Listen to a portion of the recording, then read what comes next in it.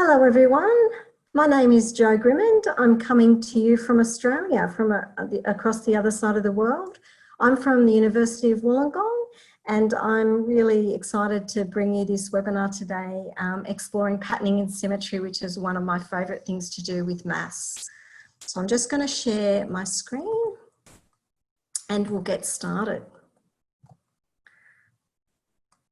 So bringing maths to life in exploring patterning and symmetry in the home. Before I'd start, I'd like to acknowledge Abu Dhabi Early Childhood Authority and thank them. We're all very grateful to them for making this initiative a reality, this wonderful program brought to you for parents during this challenging time that the world finds ourselves in. So before I start, in Australia, we like to start any presentation with an acknowledgement of country. We like to acknowledge the traditional owners, so I'm going to start with that. I respectfully acknowledge the traditional owners and custodians of the many lands across Australia. I acknowledge the contribution made by Aboriginal and Torres Strait Islander peoples, with particular reference to the education of young children, and I recognise their existence long before our story began. The Wollongong University, where I work, is located on land traditionally owned by the Wadi people of the Dharawal Nation. However, I come to you from on the south coast of New South Wales, which is about 6 hours drive south of Sydney, if you know where Sydney is, on Yuin country. So what we're going to do today, we're going to have a play with some patterning and symmetry. But first we're going to explore the importance of maths in the early years and how we can see maths in the home and in our everyday. And then we're going to explore the importance of developing patterning and symmetry skills for later maths achievement. Like I said before, it's one of my favourite, if not my favourite areas of maths learning, and quite underestimated, but very playful and engaging for children. And then we'll explore patterning and symmetry activities together, hopefully with some materials that you can find in your home. And if you've had a chance, hopefully you've put some materials together, but if not, that's okay. I'll give you some examples of what to look for in the home. And then after the webinar, the workshop, that you can play with your child with the materials, the simple materials that you can find in the home to explore patterning and symmetry. So first, before we start playing, I just want to focus a moment on the importance of maths in the early years. The long-term effects of poor early maths ability on people's health and well-being is quite extraordinary and highlights the need of high-quality mathematics education in the early years. And that starts in the home with you as your child's first teacher. So certainly you have a very important role and the most critical role in this. In recent times, there's been growing recognition of the importance of maths and STEM learning in early years education, with research actually demonstrating the relationship between being proficient in maths in the early years and later maths achievement in school and beyond. So research highlights the critical importance of maths learning in the early years as strong predictors of later maths achievement. In fact, research has found that mathematics knowledge is a better predictor of life success than literacy, which I found quite fascinating.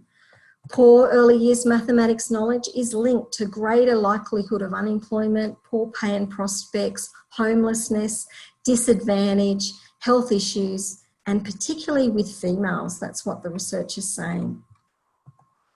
So sometimes our own beliefs about maths influences our confidence in playing with maths with our children, and for many people, a dislike of mathematics can be linked to a lack of understanding of how maths is embedded in our everyday life. And learning to recognise maths concepts and the processes in daily life can help bring about a new appreciation of mathematics and certainly lead to a positive influence on our beliefs about and our attitudes towards mathematics. I certainly have memories back when I was at school. I was quite clever at maths when I started school. However, when I came into senior school, I was the only girl in quite an extension maths class. It was a class full of boys, and I just felt that I didn't belong it was a male teacher, and he was very focused on teaching the boys. So I felt like and it really affected my own confidence. So it's well documented that many teachers and educators who experience fear and anxiety in relation to maths may avoid it completely in the early childhood environment. And this is much the same in the home learning environment, where family attitudes towards maths may impact how we as parents approach maths learning in the home.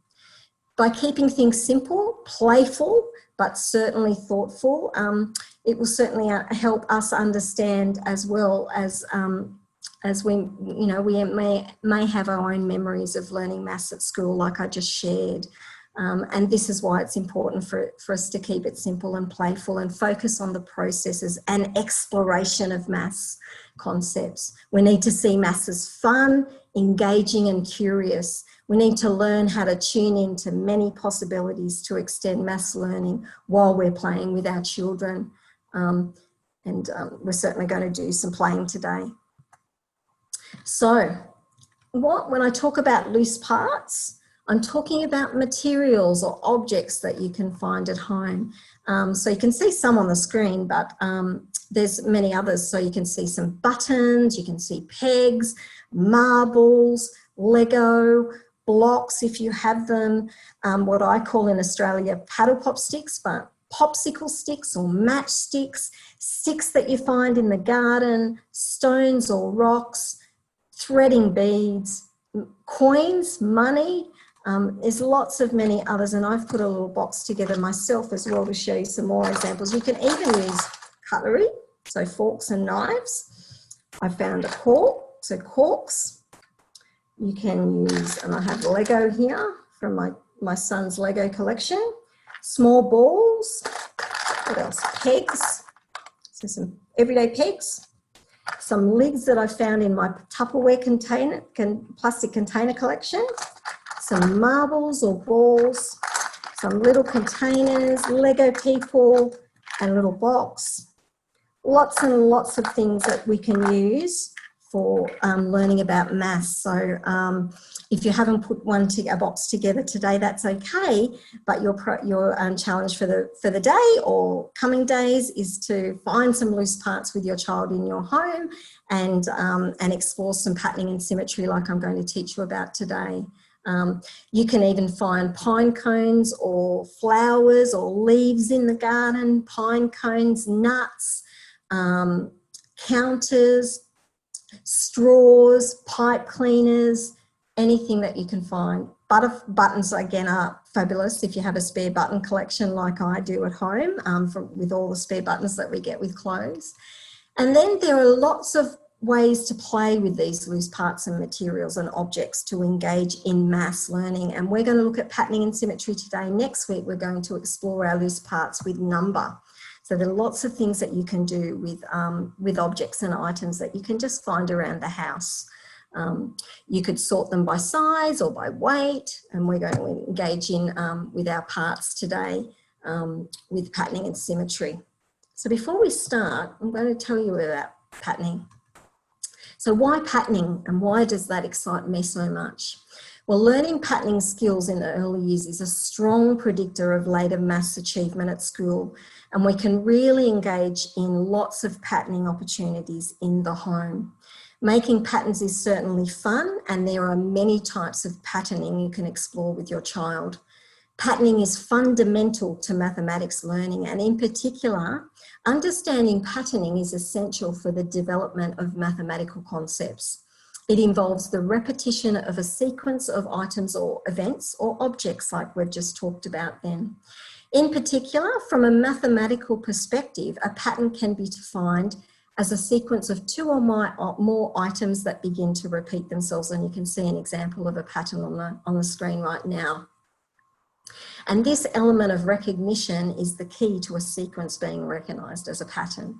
Patterning activities include looking for patterns, recognising patterns, copying patterns, extending a patterns, finishing the missing pieces in a pattern, creating patterns, and making the same type of pattern using different items. So let's explore these now together. So if you do have some items together, First of all, we're going to look at copying and extending a pattern. So let's have a look at this one on the screen right here. So this is what we call, and we like to use letters to recognise the patterns, but I do encourage you to actually use the object names with your child. But so this is an example of an AB pattern. Okay, so if you've got materials together in your child, or you can just play alone, see if you can make that type of pattern. And then when you've made that type of pattern, there's different things that you can do with it. You can make the pattern yourself and have your child copy it, the same one. And then you can make it with them, with younger children as well. So after you've made the pattern, you could say, what comes next in the pattern? And point to the end of the pattern and say to your child, what do you think comes next? What goes here? And then get them to extend the pattern, because that's really important in understanding patterns. So here's another example of the same type of pattern. Again, you can make that type of pattern using different materials. And this is what's called abstracting a pattern. It's quite a complex name, but it's a really important part of understanding patterns, to make the same type of pattern using different objects or materials, and in this case, blocks. So in making that same type of pattern, the AB pattern, with different objects. So you can do that with your child. You can either make the pattern yourself and get them to copy it, or you can make it alongside with them with younger children. And then don't forget to ask them, what comes next? Point to the end of the pattern and say, what do you think goes here? What comes next? And get them to extend it. Here is another type of pattern, and this is an ABC type of pattern using natural materials, so pine cones and flowers. So see if you can make an ABC pattern that repeats. So 3 elements in the pattern, 3 objects: a flower, a yellow flower, a white flower, and a pine cone. A yellow flower, a white flower, and a pine cone. So see if you can make an ABC pattern using your materials or using your objects. And again, if you haven't got any materials with you, that's okay. You can practice making these patterns after the webinar today. Don't forget, when you get to the end, point to the end and say to your child, what do you think goes here? What comes next? And get them to extend the pattern, because that's developing a really good understanding of what a pattern is. Let's look at this one now. This is an ABC pattern, another ABC pattern. So we've made the same type of pattern using different materials. We've abstracted the pattern. We've made the same type of pattern, but using the blocks. So a square, a plain block, circles, square, plain block, circles. And use that language with your child. So use that patterning language. So if you've made, for example, the leaf and the stick, leaf, stick, leaf, stick, leaf, stick, or circle, square, circle, square, circle, square. Yellow flower, pine cone. Yellow flower, white flower, pine cone. What comes next? Don't forget to use, it's really important to use the language of patterning as well. So when the workshop's finished, I'm encouraging you to make lots of different types of patterns. So you can make an ABBA pattern, or a AABB pattern. So a red, red, blue, blue, red, red, blue, blue pattern, or a circle, square, square, circle, square, square, circle pattern, with lots of different items that you found in your home, even using cutlery. You can do it even using cutlery. So forks and knives and spoons. So another game that's really another element of patterning, understanding patterning, is really important for children to identify missing pieces in a pattern. So what's missing from the pattern? And you can do this a number of ways. One way we can do it is that you can make the pattern and leave a space. So make a type of pattern with your objects. And this is an AB pattern again. So circle, plane, but use whatever objects you've got, leave a space, and then say, what is missing from the pattern? And point to the space and go and say, what goes here? What is missing? And see if your child can find work out what is missing. This is quite a challenging concept, but very, very important. And I find that some children that can extend a pattern have difficulty with this. Other children can do both really well. So Yeah, and it's a really good way to see where your child's at too with their maths learning. Another way of using this game is to make a AB pattern, get your child to close their eyes and then take an object away and say, what's missing from the pattern, and get them to work it out from there. That's a really fun way of doing this game as well. Here's another example of, get them to identify missing pieces out of different parts of the pattern too. So here you can see something missing from the start of the pattern or close to the start of the pattern, and this is an AABB pattern. Again, use different objects, use different types of patterns, take one away or make it with a missing part in it and say, what is missing from the pattern? What goes here, and point to the space. Really, the children absolutely love this game. And the other thing that's really important for them to do, apart from using their language to describe the patterns, is to create their own. So you really see they've got a really good understanding of patterning if they can make their own. And this child has made an A, B, C, D, E pattern. So this pattern has 5 different elements in it, which is very, very clever. And that was a child that is 5. So an ABCD pattern, and here we have an ABC pattern again. So get your child to make different patterns with different materials, and then take one away and get them to guess what's missing. So, and I really encourage you to take lots of photos, and because you can upload some examples. We would love to see some examples of your different patterning with your different objects in your home. And we're going to ask you to upload them to the website, which is really exciting too, because I'd love to see what you've made at home. So I'm encouraging you to go forth after the webinar and practice patterning with lots of different materials. Have fun with it, play with your children, do it alongside them, okay? Be a play partner with your child, because that's how we engage in maths. And the children are seeing that we're engaging with it and we're having fun, so they have fun with it too. It's really important for them to see maths as fun. So let's talk about symmetry, which is another element of maths learning that is really exciting, and it's often very underestimated and neglected in the early years, really, because a lot of people don't know what to do with it and leave it to school. And the research shows that it's a really strong predictor of later maths success at school. So the earlier that we do it with children, the more we're setting them up for achievement, okay? And in our curriculum in Australia, they don't really do any formal learning around symmetry until their 2nd and 3rd year of formal schooling. So we need to do it more in the early years to prepare them. So what is symmetry? So symmetry is my favourite area of mathematical learning, and symmetric construction is an important component of a child's spatial cognitive development. So symmetry is both prevalent in nature and human-made architectural structures, and examples of it are all around us. So now you're going to have your maths lens on when you're out in your environments, and you're going to see symmetry everywhere. From a simple leaf, a seashell, a pine cone, a butterfly, to the intricate human-made constructions of the Eiffel Tower or Taj Mahal. We can certainly see examples of symmetry everywhere. And research on mathematical problem solving emphasises the potential of problem solving in developing children's mathematical ability as a whole, and enhancing children's motivation and enthusiasm with respect to later maths learning. Children love exploring symmetry, so we need to explore it with them.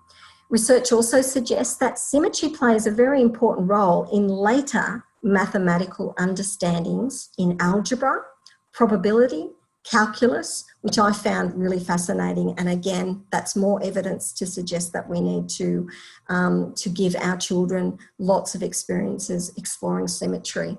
And there are 3 main types of symmetry explained in the literature, including bilateral, translational, and radial or rotational. But we're going to look at 2 today. We're going to concentrate on 2. And when I talk about bilateral, I'm talking about reflection. So reflective symmetry, you can see on the screen now. In reflective symmetry, a line in two-dimensional in two-dimensional and a plane, or in three-dimensional, can be drawn to an object such that the two halves are mirror images of the other, so they reflect each other. And you can see the example of the top one on the screen, right up the top there, of a fantastic example of reflective symmetry. It actually quite looks like a butterfly or a frog. And so for many children, early understandings about reflection are developed as they explore mirrors. So we all have memories of our children exploring mirrors from a very early age. From babies, they are fascinated with their reflection. So we need to harness that fascination. So rotational symmetry is a repeating pattern of equal amounts or spaces around a central point. And you can see an example on the screen right now. It's a more challenging task for children, but certainly very important. And some examples of real world objects that with rotational symmetry include things like propellers or windmills or mag wheels. And the spatial concept of symmetry builds on understandings of reflection and rotation, which children often begin to develop through early engagements with patterning. So it's very strongly related to patterning skills. All right, so here's some examples of reflective symmetry with loose parts that you can see. Just keeping an eye on the time. Here, I've worked with my early years students that are early teachers, and we're exploring reflective symmetry with loose parts. Each group had a different loose parts to use, and we can see geometric shapes or wooden blocks there, and they've created reflective symmetry and the blocks down the bottom. So there's some examples there. Okay, so now I want you to have a go. If you've got some loose parts with you, that's great. If not, then you can practice this after the webinar. But we're going to make a reflective symmetrical pattern with our children. So if you've got something that you can use as a line of symmetry, which is really great, like a tape measure like I've got here, or a piece of string, or you might like to put a line on work on a piece of paper and put a line down the middle of the paper, or you don't have to have one. It's just easier for the children to recognise that line of symmetry. But you can see certainly examples of that on the screen now of a reflective symmetry pattern. So I want you to make a reflection with your child. So you could make, I suggest that you make one side and have your child see if they can reflect the other side. And notice the shells on the screen are actually reflecting each other rather than the same way. So we need to make sure that we're reflecting. It's actually a reflection of the objects on the other side. And those shells are a fantastic example of that. So see if you can get your child to position the things that are going to make them reflective. And I encourage you to take some photos so that you can upload them onto the website and share your ideas with us. That would be wonderful. So take a photo of your work. If you haven't got loose parts with you today, that's okay. You can collect them after the webinar and explore symmetry with your children. It's a fantastic way to explore maths, and it's so engaging and fun. And then potentially you can see them building with their symmetry later on as well. So now we're going to, I'm just mindful of the time, so I encourage you to make lots of reflective symmetry after the webinar. So here on the screen you can see examples of rotational symmetry with loose parts, and you can see examples of when I worked with the Learning Labs program with 7 and 8 year olds at the University of Wollongong. Down the right hand side they worked in groups to create rotational symmetry patterns with loose parts, so you can see them using straws and blocks and plastic cups. And so be creative and innovative. Use whatever you can find in your home. It doesn't have to be geometric shapes. It can be whatever you find.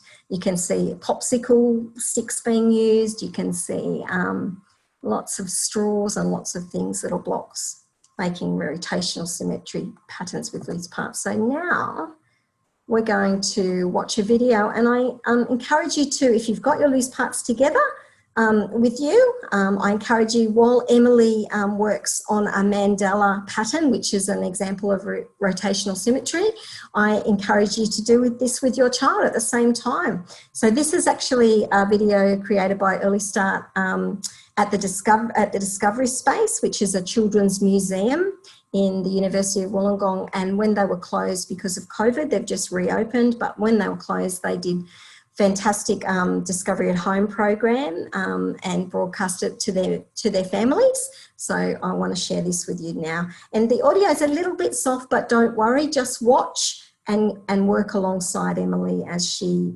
creates a mandala pattern.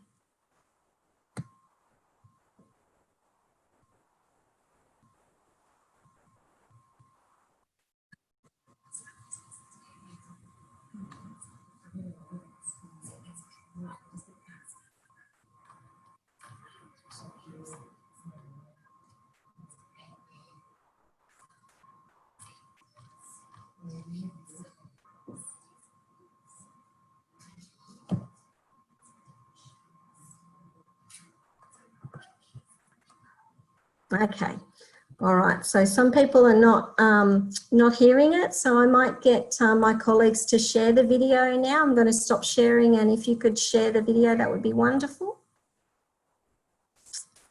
I have put this video in your handout, so if you don't get to hear it properly today, then you can watch it. Here we go.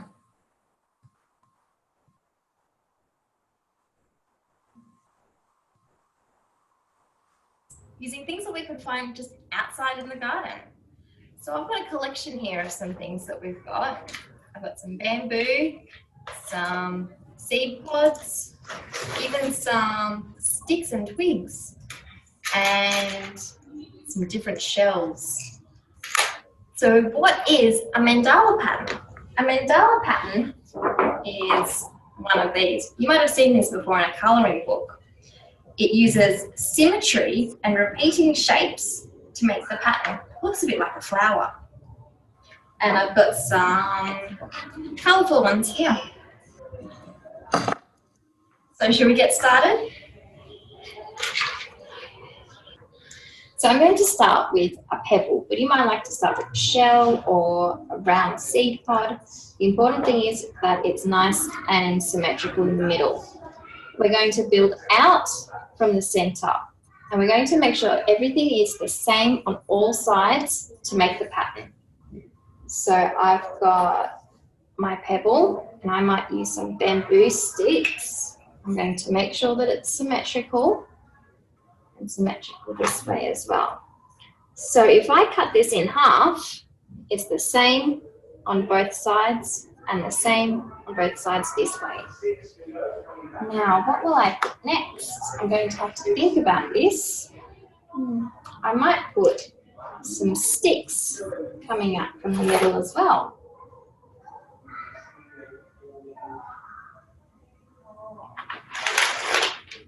It's not symmetrical yet, so I'll put some more sticks down. And now it's the same. Now we can start to add some more detail. So I'm going to put a seed pod here. Now, because I've got this one here, I'm going to put another one just here. And to make it the same all the way around, I'm going to need lots of seeds.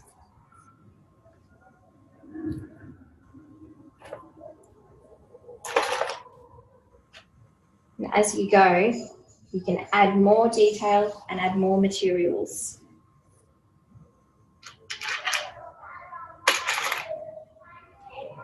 I'm going to think about where I'm going to put these shells.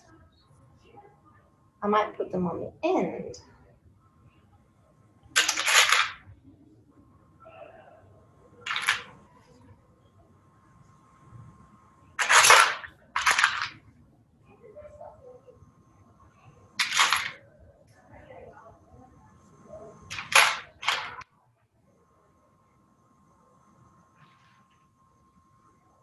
Is it symmetrical yet? I've got some shells over this side, but I need to make sure I put those same shells on this side too.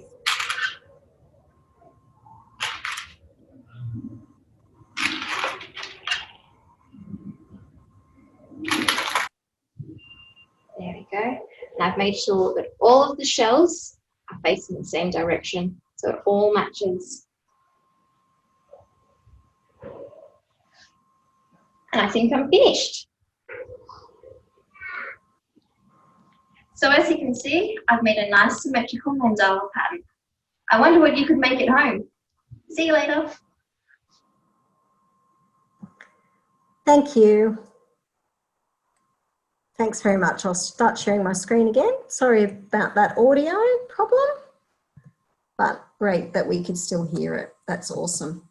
All right, so here, so I encourage you to make some rotational symmetrical patterns with your child. And here's some other examples from loose parts around from the Learning Labs program when I worked with 7 and 8 year olds, and we created some reflections and some rotational symmetrical patterns with plastic cups, with plastic plates, with cubes, with sellotape, believe it or not, pipe cleaners, little plastic containers, lots of popsicle sticks, lots of different things. So my challenge to you for today is to see what you can find to create some reflections and some symmetrical patterns in the home. And don't forget to take some photos.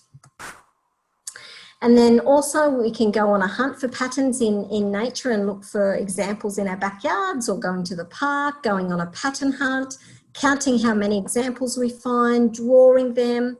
And this is just another great way to engage children in learning about patterns, and we get to learn about them as well alongside our children. Use your child's interest in technology to explore how many examples of patterning and symmetry you can find in human-made structures as well, like buildings and architecture. Look at pictures of buildings to discuss symmetry and architectural design. And here you can see different ways to explore symmetry using nature and loose parts as well. And you can certainly see some printmaking there, using leaves to print and make a mandala pattern or a rotational symmetrical pattern like we saw in the video. That's a great way to explore symmetry with your children. So a final reflection for today about patterning and symmetry. Understanding pattern is essential for the development of mathematical concepts. Patterns occur in everyday life in both natural and human-made forms, and children are naturally exposed to many patterns around them. It is because of this that working with patterns can help children to begin to make sense of the many different mathematical ideas that they encounter in their worlds. The spatial concept of symmetry builds on understandings of reflection and rotation, which often develop through early engagements with patterning. And that was a quote from Amy McDonald, a researcher, an Australian researcher in mathematics education in Australia. So our next session we will keep your loose parts if you've got some together, or if you get some together after the webinar today, put them aside and keep them for next week as well, because we'll be playing with our materials and exploring how we can teach number understandings in the home and make some simple number games with our children. So that's really exciting as well. So don't forget to take a photo and upload your creation to the website. So try out making some different patterns and symmetrical patterns with different materials and take a photo. Maybe you could try and make a reflective symmetrical pattern. Maybe you could make a rotational symmetrical pattern, which is a little bit more challenging, but so much fun. Have a go. Thanks for listening today. And now I'm going to stop sharing my screen, but I'd like to invite some questions. If anyone's got some questions about maths or about patterning and symmetry, I would love to hear. So I'm just going to stop sharing my screen now. Thanks for listening today and engaging, and I hope you've had some fun. But I invite you to ask me some questions. I'm just going to open up the chat so I can see them. Yeah, I might start the ball rolling because I've got some questions up my sleeve just to get you thinking about what type of questions to ask. So a question that I often get asked from parents is, I was never good at school. I was never good at maths at school. How can I possibly teach my child about maths while I'm not good at it at all? And this, I'll get back to your question. I'll remember to get back to your question. So this is a question I very constantly get asked, and beliefs about maths and experiences and memories of maths come into play here, and they really do have an impact on us. So if we've had a negative experience in school, for example, then we don't have very much confidence to engage in maths with our children. So I would just suggest to just play, and there's such great examples that I've showed you today about playing with materials, counting and exploring maths just with loose parts and materials, rather than concentrating on those rote learning of just counting the numbers and things like that. So exploring patterning and exploring symmetry, and next week we're going to talk about number, and playing number games with your child is really important to engage them in maths. And it's also really important, like I said before, when they see us excited and engaged in learning about maths and fascinated ourselves, then our children become fascinated. And we want our children to be the future mathematicians, don't we, in this world? The scientists, the mathematicians, the innovators, we want that. So I'm going to start with your questions now. So at what age can we start this with the child? So you can start as early, you can just start simple versions of it when they're 2 and 3. So you can do alongside them and help them with it. And as they get older, then you can give them more of a challenge and add some complexity to the activities. But certainly, as interested as they are, yeah. So around 3, with patterning usually starts. But in saying that, with your toddlers, just pointing out things and doing things with them as an adult, they're seeing you do it and they're seeing you pattern. Obviously, you know, those more complex patterning with children comes a little bit later. But again, exploring maths yourself with them and engaging with materials from an early age is really, really important, because the brain development that's happening from 0 to 5 is laying foundation for lifelong learning. So we need to be doing maths in those early years. So yeah, play with maths with your children. Another question, I hope I've answered that one. What kind of math activities could you share with us for a 3-year-old? Because I'm doing for my toddler mostly worksheets and sensor activities. Everything I've done today you can do with a 3-year-old, and even simple rotational symmetrical patterns you can do with them as well. It's all about hands-on materials and playing alongside them, engaging with the learning with them. Those patterning is a fabulous activity to do with a 3-year-old, particularly just focusing on that simple repeating 2-object pattern, AB pattern that repeats with different things. So colours, blocks, Lego, leaves, sticks, anything, but just start doing those simple patterning with them, and then you can increase the complexity as they become more understanding of it. But start it early, because as I said, it's maths in the early years. Lots of research has been done around this. We're really setting them up for foundational learning, for lifelong learning and achievement at school. So the earlier that we do it, we're setting them up for fantastic things ahead. So hands-on materials are always much better than lots of sort of worksheets, but so hands-on materials. So you can certainly have fun with some patterning with your 3-year-old, and I encourage you to do that. Yeah, with them, with lots of different objects, forks, spoons, cups, anything that you can find in your house to play with patterning. Yeah, I would start with patterning. I hope I've answered that question. Any other questions from anyone today? I'll go to my bank of questions that I typically get asked. My children, I get asked this a lot, particularly in the time that we're living through at the moment with COVID. My children are only interested in playing with technology. How can I encourage them to play with materials and create patterns when all they want to do is play games on their technology, on their iPads or their iPhones or computers or iPads? I get this question a lot to do with children, because we know that children are fascinated with technology. They're drawn to technology. We're living in a technologically driven world, and I'm going to talk about technology in one of my workshops specifically and how we can use it. But we need to harness their interest in technology, and we need to and we need to find ways that we can use it alongside those hands-on experiences. So capturing, so making little videos of patterning and symmetry, for example, or honing into their interest and finding there are some great educational applications that are on technology that we can use with patterning, but I would prefer to see us use hands-on materials with mathematics, because it's really engaging rather than just exploring. But certainly you can use it alongside the apps that you've found, that there's lots of mathematical applications that are out there, educational ones, but so there's some not so great ones too. So be very mindful of just playing with them with technology to work out. And I'll give you some ideas when we talk about technology in the weeks ahead.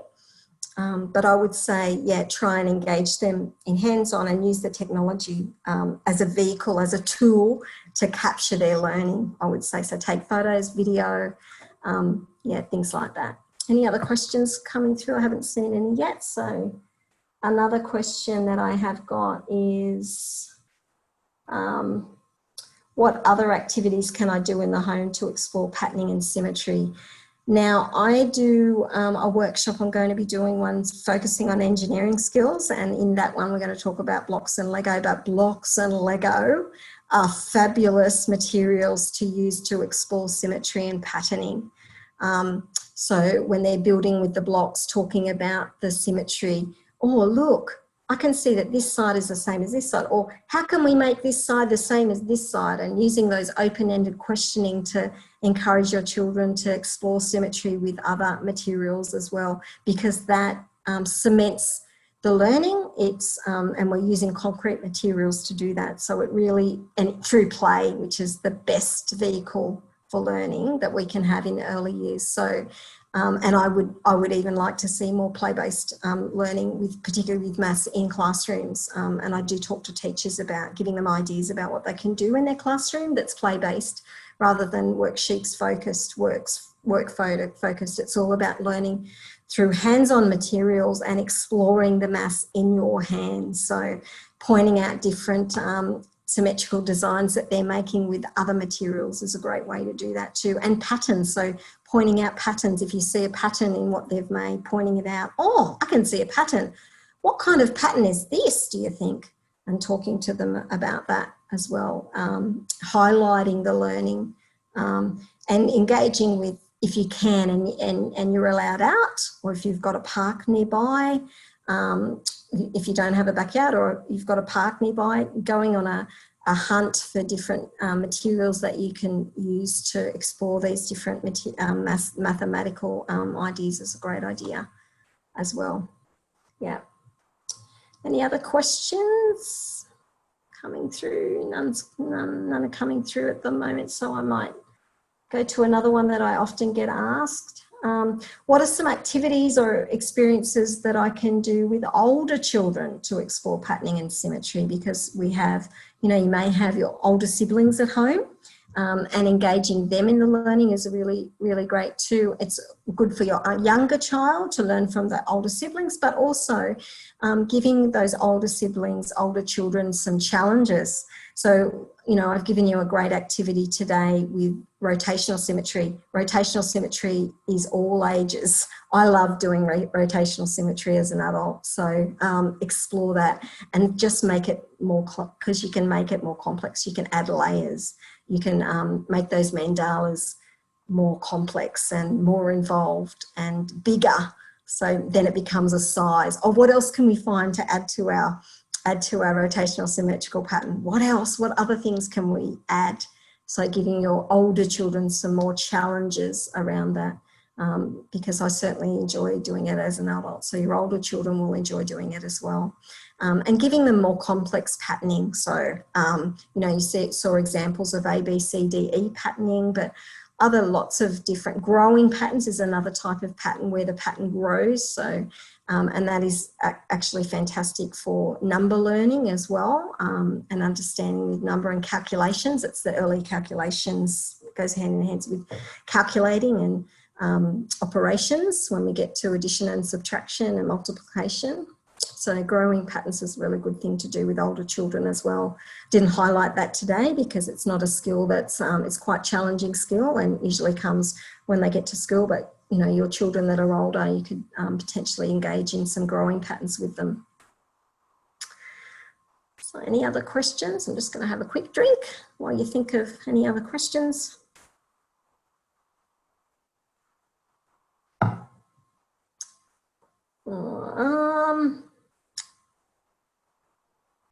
And the last question that I've got from my bank of questions is, I live in a concrete area with no nature around me. How do I find patterns and symmetry in nature when I live in an apartment building or live without a yard or don't live anywhere near nature?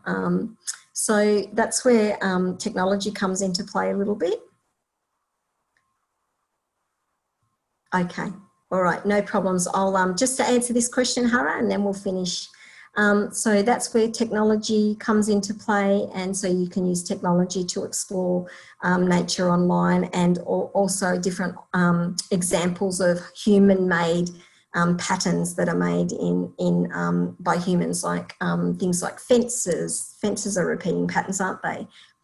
Brickwork. So see if you can highlight different patterns online with your children as well. Okay, so I'm going to finish now. Thank you very much for joining me today. I hope I've given you lots of ideas to work with your children, and so use your handout. I've given you some websites to use, the link to that the video that we shared today together. There's a link on the handout to that as well, so I encourage you to have a look at what you can find on. There's lots of different ideas online as well, go forth and use patterning and symmetry with your children, because you're setting them up for achievement in mathematics. Oh, you're very welcome. Thank you very much, everyone, for joining me. It's been wonderful at sharing my passion in patterning and symmetry, because that is an area of maths that I'm very passionate about, and we can certainly play with patterning and symmetry. And it's a very strong predictor of later math success. So. And it's good to see maths as much, much more than just number and counting, isn't it? It's more, there's much more to maths than that. You're very welcome. I'm going to finish now. Thanks, everyone.